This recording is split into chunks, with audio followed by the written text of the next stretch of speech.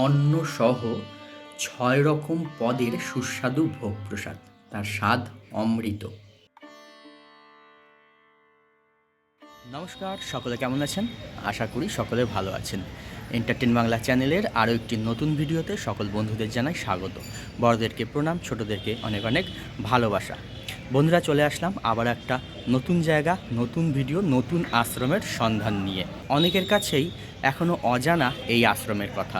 তো বন্ধুরা, আজকে আমি কোন আশ্রমে যাচ্ছি, আপনারা কিভাবে গিয়ে পৌঁছবেন, এই আশ্রম কখন কখন খোলা থাকে, এই আশ্রমে ভোগ প্রসাদের কী ব্যবস্থা আছে, এখানে থাকার কি ব্যবস্থা আছে, এই সকল কিছু তথ্য নিয়ে থাকছে আজকের ভিডিও। তো বন্ধুরা, ভিডিওটা পুরোটা দেখার অনুরোধ রইল।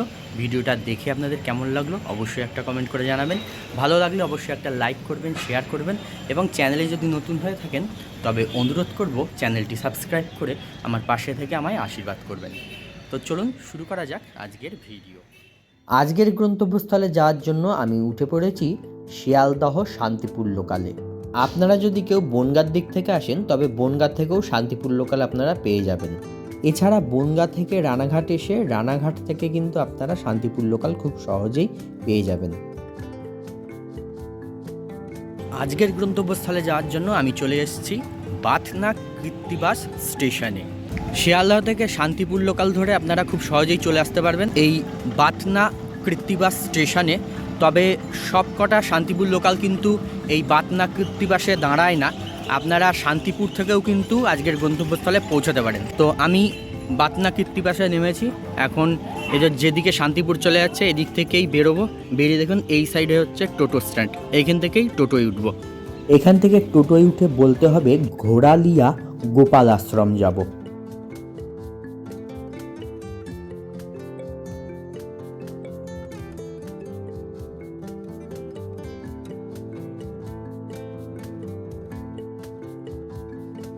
কৃত্তিবাস স্টেশন থেকে টোটোয় করে আমি এসে নামলাম এই মোড়টায়। ভাড়া হচ্ছে জনপ্রতি 10 টাকা করে আর সময় লাগলো 5 মিনিট। এই মোড়ে নামলাম। এই মোড় থেকে বেড়ে রাস্তা পার করে এই যে এদিকে রাস্তাটা ঢুকে যাচ্ছে এই রাস্তা দিয়েই যেতে হবে। এই মোড় থেকে রাস্তা পার করে কয়েক পা এগোলেই আজকের গন্তব্যস্থল শ্রী শ্রী গোপালজিউ আশ্রম। আমি চলে এসেছি আশ্রমের একদম সামনে। এই হচ্ছে আশ্রমের মূল প্রবেশদ্বার। সামনে দেখুন বোর্ডে লেখা রয়েছে শ্রী শ্রী গোপালজিউ আশ্রম, ঘোড়ালিয়া, শান্তিপুর, নদিয়া। আমি আসলাম এই যে এদিকে মোড়টা, এই মোড় থেকে কয়েক পা এগিয়ে এসেই আশ্রম। তো চলুন এবারে আশ্রমে প্রবেশ করা যাক।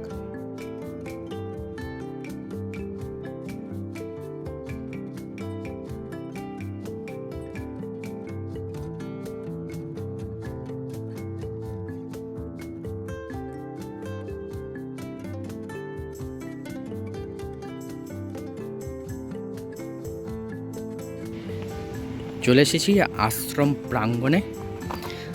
আর সামনেই দেখতে পাচ্ছেন এখানে কাঠ রাখা রয়েছে প্রচুর। এই কাঠ দিয়েই কিন্তু যে ভগবানকে ভোগ নিবেদন করা হয়, এই কাঠ দিয়েই কিন্তু সেই ভোগ প্রস্তুত করা হয় কাঠ জ্বালিয়ে।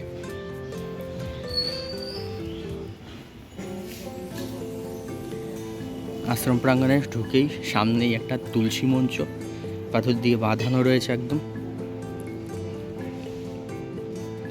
আর এদিকে হচ্ছে শ্রী শ্রী গোপালজিউ আশ্রম কার্যালয়।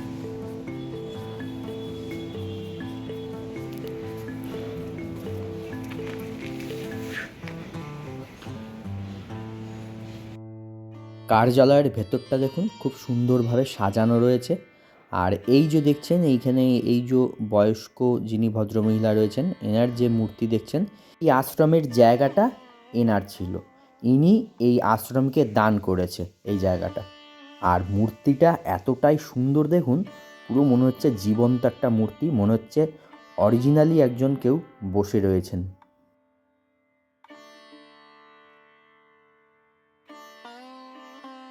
আর এদিকে দেখুন এখানে একটা রয়েছে শ্রী রাধিকার চিত্রপট, অপূর্ব সুন্দর একটা চিত্রপট। আর এখানে দেখুন এই যে আলমারিটা রয়েছে, এখানে গীতা রাখা রয়েছে, প্রচুর গীতা রয়েছে এখানে। আর বিভিন্ন সুন্দর সুন্দর মূর্তি রয়েছে, শঙ্খ রয়েছে একটা বড়, আরও বিভিন্ন রকমের বই রয়েছে, ফটো রয়েছে। আর এই যে দেখুন এই মূর্তিগুলো রয়েছে ওপরে, এই যে এখানেও মাটির কিছু জিনিসপত্র রয়েছে। আর এই যে সেই শঙ্খটা বিশাল বড় একটা শঙ্খ।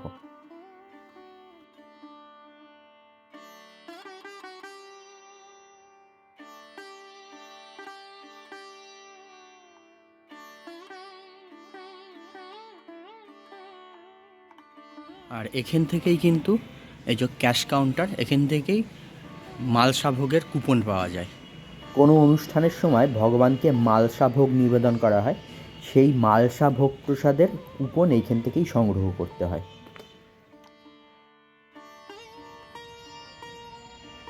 আর এই হচ্ছে আশ্রমের মূল মন্দির, শ্রী শ্রী গোপালজিউ আশ্রম।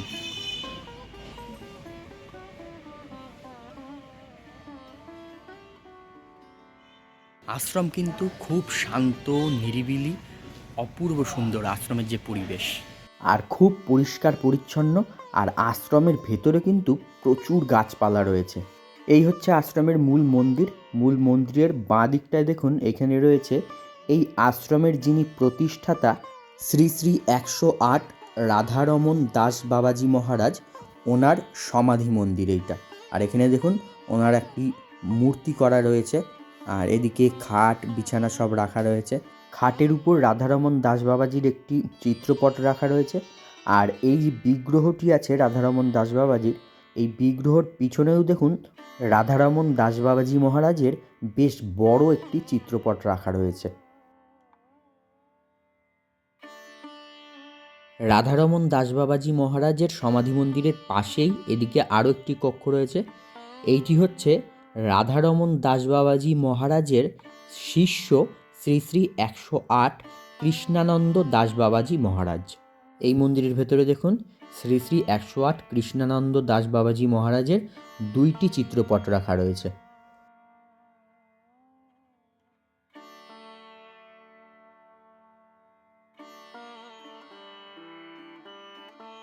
চলুন বন্ধুরা, এইবারে আশ্রমের মূল মন্দিরে আমরা যাই।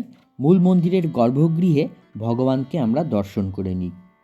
মূল মন্দিরের সামনেই রয়েছে এই নাট মন্দির। নাট মন্দিরটাও বেশ বড়, আর এই নাট মন্দিরে বসেই ভক্তরা হরিনাম সংকীর্তন করেন। এই নাট মন্দির পেরিয়ে গিয়েই তারপর মূল মন্দির। এই নাট মন্দিরে দাঁড়িয়েই আপনারা দেবতাদের বিগ্রহ দর্শন করতে পারবেন। মূল যে মন্দিরটি, মন্দিরের যে গর্ভগৃহ, সেটা কিন্তু বেশ উঁচুতে। মূল মন্দিরে উঠতে গেলে আপনাদের কয়েক ধাপ সিঁড়ি পেরিয়ে তারপরে মূল মন্দিরে উঠতে হবে। তো চলুন এইবারে আমরা ওপরে উঠে সামনে থেকে ভগবানকে দর্শন করি। গর্ভগৃহে শ্বেতপাথরের উঁচু বেদির উপরে সুসজ্জিত সিংহাসনে বিরাজ করছেন রাধাকৃষ্ণ, সঙ্গে রয়েছেন গৌরনিতাই। মনোমুগ্ধকর অপূর্ব সুন্দর ভগবানের এই বিগ্রহ। সিংহাসনের বাঁ দিকে দেখুন খাট রয়েছে, তার উপরে ভগবানের যে শীতের পোশাক সেইগুলো রাখা রয়েছে।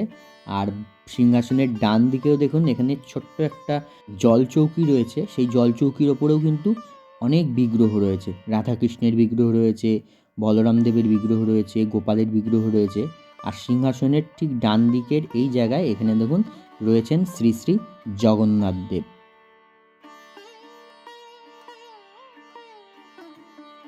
আর গর্ভগৃহের মাঝখানে প্রধান যে সিংহাসন রয়েছে, সেই সিংহাসনের উপরে বিরাজ করছেন শ্রী শ্রী রাধিকা, শ্রী শ্রী কৃষ্ণ আর নিতাই গৌর।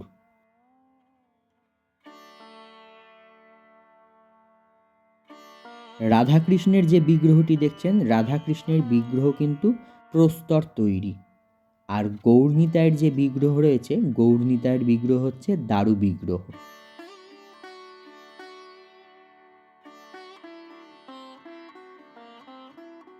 আর সামনে রয়েছে রাধাকৃষ্ণের আরও অনেকগুলি বিগ্রহ রয়েছে, গিরিধারীলাল রয়েছে, গোপাল আর রয়েছে নারায়ণশিলা।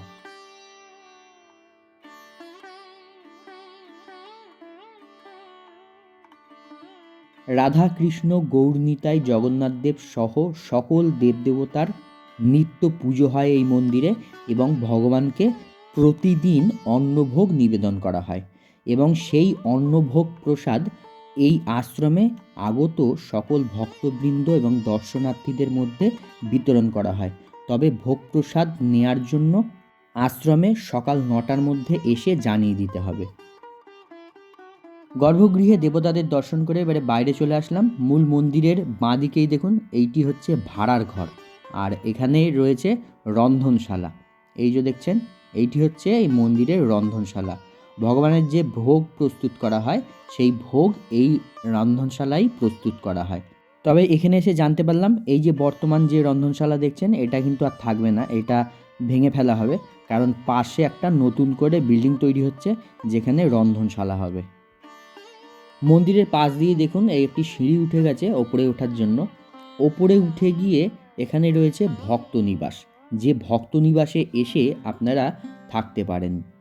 তবে এই আশ্রমে এসে থাকতে গেলে বা ভোগ প্রসাদ গ্রহণ করতে গেলে সকাল 9টার মধ্যে আশ্রমে এসে আশ্রম কর্তৃপক্ষকে জানাতে হবে। এই হচ্ছে ভক্ত নিবাস, 3তলা একটি বিল্ডিং। আমি এখন দাঁড়িয়ে আছি দোতলায়, তো চলুন দোতলার ঘরগুলো একবার দেখে আসি। এই আশ্রমের একজন সদস্য এসছেন আমার সঙ্গে, এই যে উনি দেখুন এই ঘরগুলো খুলে খুলে দেখাচ্ছেন আমাকে।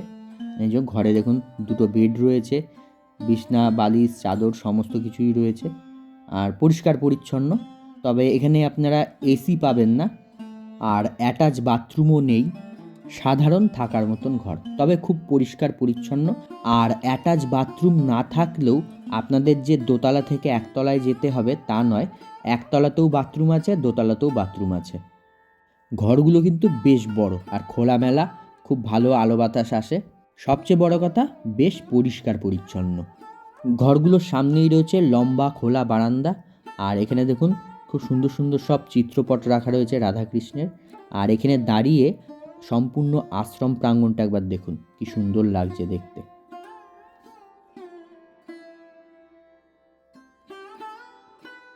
এবারে আমি যাচ্ছি 3তলায়। 3তলার ভিউটা কেমন চলুন একবার দেখে আসি।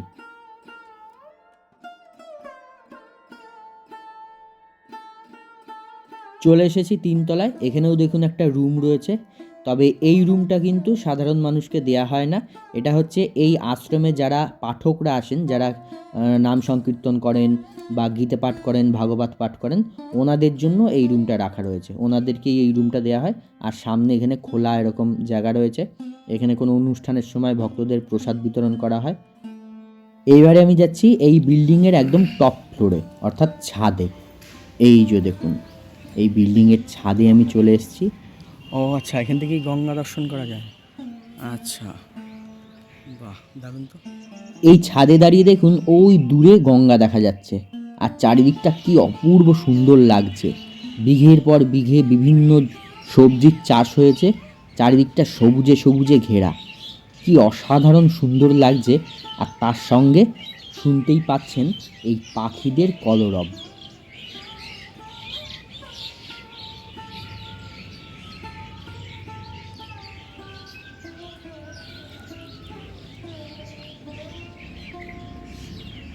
আর এই ছাদে দেখুন, ছাদের ধার দিয়ে চারিদিক দিয়ে দেখুন এরকম জায়গা করা রয়েছে যেখানে গাছ বসানো রয়েছে। এই যে লঙ্কা গাছ, বেগুন গাছ, তুলসী গাছ, এগুলো কৃষ্ণ তুলসী না?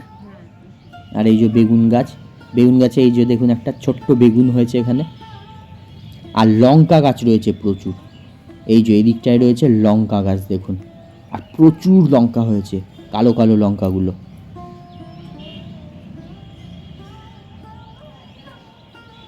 আর এখান থেকে একদম আশ্রমের এই যে প্রাঙ্গণ, কি সুন্দর লাগছে চারিদিকটা, অপূর্ব সুন্দর। ছাদ থেকে এবারে আমি নিচে চলে আসলাম, আর এই যে জায়গাটা দেখছেন এইখানেই ভক্তদেরকে বসিয়ে ভোগ প্রসাদ বিতরণ করা হয়। আর এই সামনেই বারান্দা রয়েছে, এই বারান্দাতেও ভক্তদেরকে বসানো হয়, ভোগ প্রসাদ বিতরণ করা হয়। আর এখানেও দেখুন রুম রয়েছে, এই রুমগুলোও কিন্তু ভক্ত নিবাস।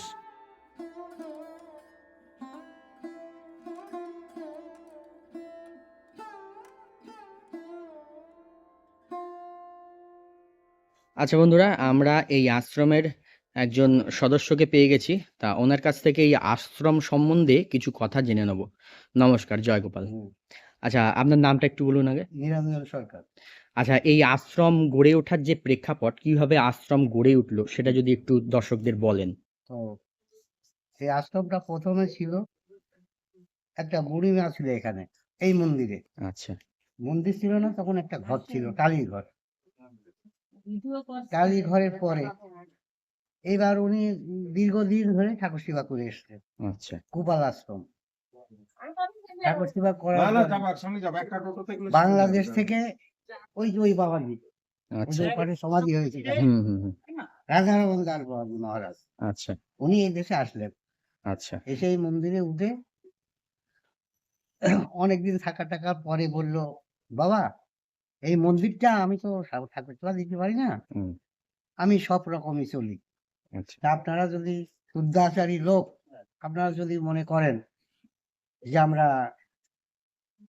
এই মন্দিরটা নিয়ে ভালোভাবে একটু ঠাকুর সেবা দেবো এবং অনুষ্ঠান আদি করব, সেইভাবে ওনারা নিয়ে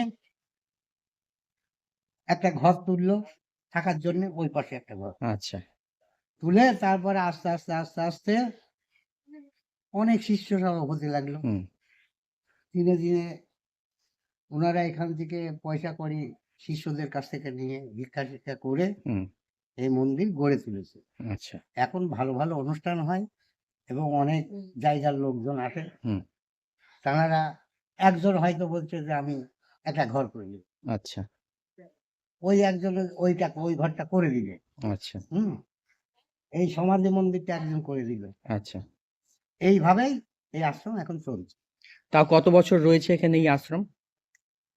আশ্রম প্রথম থেকে তখন ওই বাংলাদেশ স্বাধীন হওয়ার পরে, আগের থেকে, আচ্ছা অন্তত 10 বছর আগে, আচ্ছা বাংলাদেশ স্বাধীন হওয়ার 10 বছর আগে আচ্ছা আচ্ছা তখন বন জঙ্গল ছিল এখানে। আচ্ছা আস্তে আস্তে আস্তে আস্তে হতে হতে এই পর্যন্ত হয়েছে। আচ্ছা আশ্রম কখন খোলা হয় কখন বন্ধ হয়? এই ভোরবেলা 4:30 5টার সময় খোলা হয়। আচ্ছা শীতের দিনে 5টা 5:30 বেজে যায়। আচ্ছা আর গরমের দিনেও ওই রকম গরমের দিনে 5টায় 5টায় খোলে। খুলে তখন একবার আরতি হয়, হুম। তারপরে ঠাকুর সেবা হয়। আচ্ছা এইবার চলে আসলো, ঠাকুর থাকলো আলগা। পরে 8টা 9টার সময় সকালে সেবা দেওয়া হয় ঠাকুরের, হুম আরতি কীর্তন করা হয়। আচ্ছা তারপরে আবার মধ্যাহ্ন মানে দুপুর বেলায় হুম অন্ন রান্না করে অন্ন ভোগ দেওয়া হয়। তখন আচ্ছা আচ্ছা সেই ভোগ যত ভক্ত আছে তারা সব প্রসাদ পান। আচ্ছা এখানে প্রসাদ পেতে গেলে তার কি মূল্য আছে? মূল্য এমনি ইনারা কিছু বলেন না, আচ্ছা কোনো চাহিদা নেই, না। বিনামূল্যেই? আর যে যা ইচ্ছা যে করে যা দেয়। ইচ্ছা করে দেয় তাই নেয়। আচ্ছা এখনো আমাদের ও সমস্ত চালু হয়নি। আচ্ছা আচ্ছা আর সেই ভোগ প্রসাদটা কখন থেকে দেওয়া হয়? এই 1:30 2টো। আচ্ছা আর এখানে কি থাকার কোনো ব্যবস্থা আছে? হ্যাঁ, থাকার ব্যবস্থা সেই শিষ্য এসে যদি বলে যে আমি থাকবো আচ্ছা আজকে, আচ্ছা থাকতে পারে। মানে মন্দিরের শিষ্য হতে হবে তবে? শিষ্য না হলো এখন অন্য জায়গা থেকে এসছে বিপদে পড়ে আচ্ছা আচ্ছা আসে, থাকে। আচ্ছা কত জায়গা থেকে ঘুরতে এসে 2-1 রাত থাকে, আচ্ছা আচ্ছা তারাও থাকতে পারে। আচ্ছা থাকার জন্য কি কোনো মূল্য নেওয়া হয়? না, সেটাও বিনামূল্যে? বিনামূল্যে ওনারা খুশি হয়ে কিছু দিয়ে দেয়। হ্যাঁ সে তো অবশ্যই একটা জায়গায় কোথাও থাকতে গেলে কিছু তো দেওয়া উচিত হ্যাঁ। ঠাকুরের নামে। হুম, হুম আচ্ছা কেউ যদি দূর থেকে আসে আপনাদের সঙ্গে আগের থেকে যদি যোগাযোগ করতে চায় হুম। যে প্রসাদ পাওয়ার জন্য বা থাকার জন্য, তার জন্য কোনো ফোন নাম্বার হবে? কেউ যদি মনে করে আমরা এখানে প্রসাদ পাবো, হুম অচেনা অজানা লোক দূরের থেকে আসবে, আগে থেকে ফোন করে জানালে সেইভাবে রান্না বান্না হবে, আচ্ছা আচ্ছা এসে তারা প্রসাদ পাবে। আচ্ছা এই আশ্রমে কি কি অনুষ্ঠান হয়? এই আশ্রমে প্রধান হচ্ছে দোল, জন্মাষ্টমী, আচ্ছা পয়লা মাঘ, গুরু পূর্ণিমা, আচ্ছা এই কটা সবই হয়। আর তাছাড়া মাঝে মাঝে কেউ হঠাৎ করে হয়তো একটা অনুষ্ঠান করালো, আচ্ছা সেটা হয়। এখানে কোনো মাঙ্গলিক অনুষ্ঠান হয় যেমন পৈতে, অন্নপ্রাশন? হ্যাঁ, অন্নপ্রাশন হয়। তারপরে যদি কেউ কারো বাবা মা মারা যায়, হুম, 45 দিন পরে এখানে ভোগ যায়, আচ্ছা সেটাও হয়। আচ্ছা তারপরে ওই কারোর মুখে প্রসাদ দেওয়া হয়। আচ্ছা হ্যাঁ, কেউ হয়তো স্বাদ দেবে, হুম হুম কিন্তু বাড়িতে করতে পারছে না, আমি আচ্ছা। এখানে এসে ঠাকুরের প্রসাদ খেয়ে স্বাদ দেবো, তাও হয়। আচ্ছা এখানে যদি কেউ দীক্ষা নিতে চান তার কি ব্যবস্থা আছে? হ্যাঁ, দীক্ষাটা কিভাবে মানে দেয়া হয়? কোন সময়, কোনো সময় আছে নির্দিষ্ট? সময় নাই, আচ্ছা কিন্তু সেই মহারাজকে আগে জানাতে হবে যে আমি দীক্ষা নেবো। আচ্ছা, এখানে যদি কেউ দীক্ষা নিতে চান তাহলে আগের থেকে এসে যোগাযোগ করে হ্যাঁ, জানিয়ে যেতে হবে। হ্যাঁ। আচ্ছা আচ্ছা আচ্ছা, ঠিক আছে, ধন্যবাদ। তো বন্ধুরা, এই আশ্রম সম্বন্ধে আমরা বিভিন্ন তথ্য জেনে নিলাম। এবারে মূল মন্দিরের পাশ দিয়েই দেখুন এই একটি রাস্তা চলে গেছে, এটা যাচ্ছে মন্দিরের পেছন দিকটায়। মন্দিরের পেছন দিকটায় এসে এদিকটায় বেশ খানিকটা ফাঁকা জমি আছে আর প্রচুর গাছপালা রয়েছে কিন্তু। আর এইখানেই দেখুন এই ডান দিকে এই মন্দিরের ঠিক পেছন দিকটায় এখানে একটা ছোট্ট টিনের চালা দিয়ে ঘর করা রয়েছে। আর এখানে দেখুন একটা বিশাল বড় লোহার কড়াই রাখা রয়েছে, বিশাল বড় কড়াইটা কিন্তু। বড় কোনো অনুষ্ঠানের সময় এই কড়াইটা ব্যবহার করা হয়। এই আশ্রমটা তো খুবই সুন্দর, আর এই আশ্রমে এসে আপনাদের উপরি পাওনা হবে আশ্রমের পেছন দিককার এই জমিটা। দারুণ সুন্দর, দেখাই দেখুন আপনাদের। এই দেখুন এখানে জমিতে সব শাক লাগানো হয়েছে, এগুলো যতদূর সম্ভব মেথি শাক। আর এখানে ফুল গাছও রয়েছে দেখুন, এই যে এগুলো হচ্ছে চন্দ্রমল্লিকা, বিভিন্ন রকমের চন্দ্রমল্লিকা রয়েছে দেখুন। এই একটা চন্দ্রমল্লিকা, এই যে এই একটা কালারের চন্দ্রমল্লিকা, এই একটা একটু অন্য রকমের, এটা দেখুন গাঁদা ফুলের মতন দেখতে অনেকটা, এই একটা কালার। বিভিন্ন রকমের আর বিভিন্ন কালারের চন্দ্রমল্লিকা রয়েছে।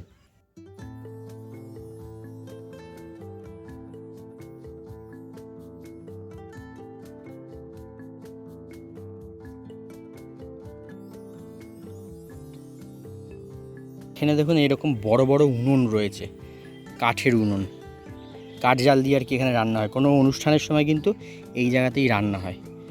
বিশাল বড় বড় উনুন, আর ওদিককার কড়াইটা তো দেখলেন বিশাল বড়। এদিকটায় দেখুন কফি চাষ হয়েছে, কফি আছে, মূলো আছে। এই যে এখানে যে বাউন্ডারি দেওয়া আছে, এই বাউন্ডারির ওপাশের যে জমিগুলো দেখছেন ওইগুলো অন্য লোকের জমি।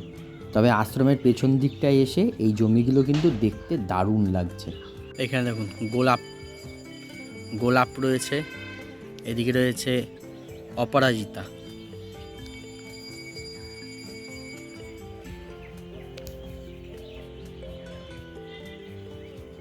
প্রচুর ফুল ফুটে যায়। আশ্রমের এই বাগানটা, এই জমিটা কিন্তু দারুণ সুন্দর। আশ্রমের মূল মন্দিরে ভগবানকে ভোগ নিবেদন করা হয়ে গেছে, এখন হবে ভোগ আরতি। তো চলুন এবারে আপনাদের ভোগ আরতি দর্শন করাই, তারপরে ভোগ প্রসাদে কি কি থাকছে সেটাও আপনাদের দেখিয়ে দেবো। এই যে দেখুন গর্ভগৃহের পর্দা দিয়ে দেওয়া হয়েছে, এখন ভগবানকে ভোগ নিবেদন করা হচ্ছে, এরপরেই পর্দা সরিয়ে ভোগ আরতি শুরু হবে।